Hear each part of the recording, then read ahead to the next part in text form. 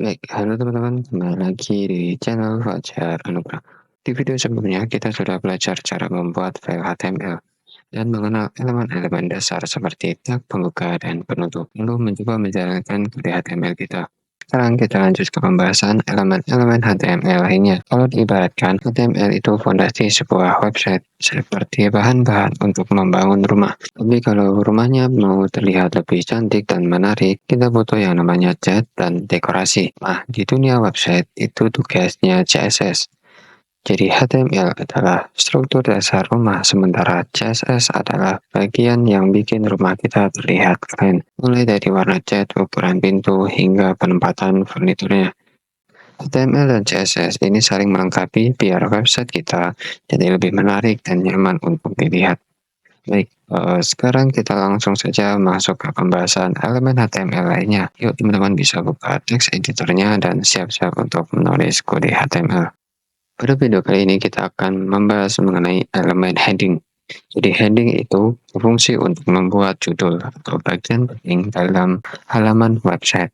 Ada 6 tingkatan heading, dari heading 1 sampai heading 6. Jadi heading 1 adalah heading terbesar dan biasanya dipakai untuk judul utama. Sedangkan heading 6 ini adalah heading terkecil untuk subjudul atau detail. Baik, langsung saja kita contohkan di teks editornya.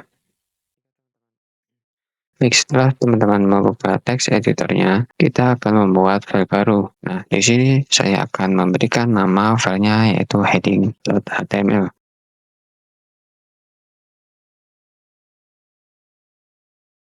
Baik, di sini perlu teman-teman ingat, jika teman-teman ingin menuliskan kode HTML, maka teman-teman harus menggunakan ekstensi .html. Jika teman-teman ingin membuat sebuah kode CSS, maka teman-teman harus menggunakan ekstensi .css.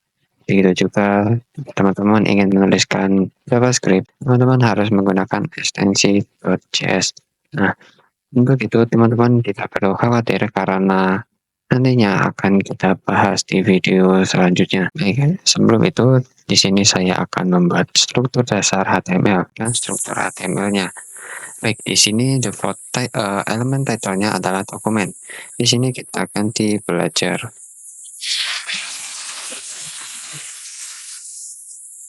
Belajar HTML dasar. Nah, kemudian kita akan menulis elemen heading itu di dalam elemen body. Karena nantinya elemen ini akan kita tampilkan di dalam browser. Di sini kita akan buat heading 1, yaitu ini adalah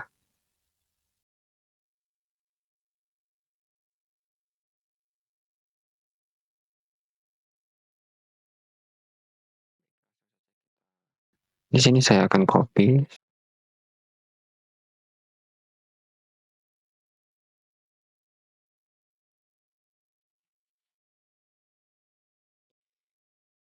Baik, setelah teman-teman sudah menuliskan kode HTML-nya, teman-teman silakan save terlebih dahulu. Teman-teman bisa tekan tombol Ctrl+S. Nah, selanjutnya teman-teman jika belum menginstal ekstensi live preview,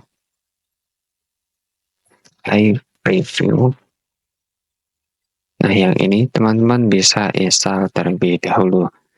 Baik, jika teman-teman sudah install, maka nanti akan muncul icon di bagian pojok kanan atas. Teman-teman bisa langsung saja klik. Nah, maka dia akan menampilkan hasil dari kode HTML yang kita buat tadi. Teman-teman bisa perhatikan, jadi setiap heading itu punya ukuran yang berbeda. Heading ini penting banget supaya halaman web teman-teman terlihat lebih struktur dan rapi. Nah, di sini teman-teman bisa lihat bahwa heading 1 itu lebih besar dibandingkan heading 2, heading 3, heading 4, heading 5, dan heading 6. Nah, selanjutnya, kapan sih elemen heading ini digunakan? Jadi tergantung kebutuhan teman-teman. Kalau teman-teman ingin menggunakan judul besar, teman-teman bisa menggunakan heading 1 ini. Nah, jika teman-teman ingin menggunakan untuk subjudul atau poin-poin penting, teman-teman bisa pakai heading 2 atau H2 ini. Atau lebih kecil dari H2, misalkan H3, H4, H5, H6. Nanti tampilannya seperti ini.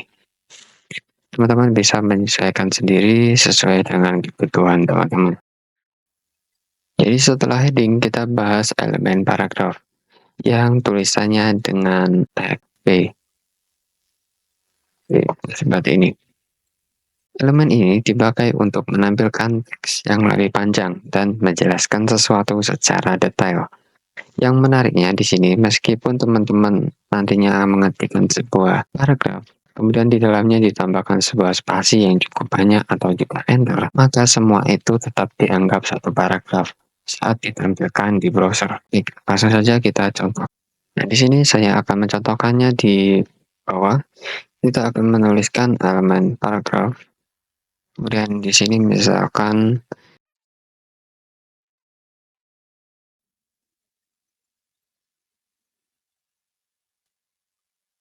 baik, selanjutnya saya contohkan elemen paragraf yang kedua.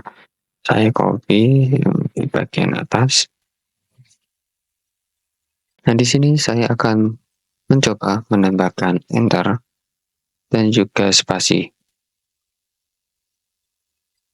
Teman-teman bisa lihat di bagian sebelah kanan, untuk paragraf yang atas dan yang bawah, ini terlihat sama. Padahal di paragraf kedua kita menambahkan enter dan spasi yang cukup banyak.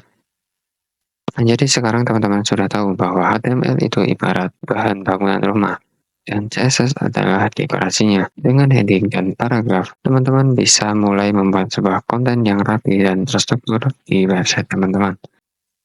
Baik, semoga penjelasan ini bermanfaat. Jangan lupa terus eksplorasi HTML dan coba praktikkan di text editor teman-teman. Sampai jumpa di video selanjutnya.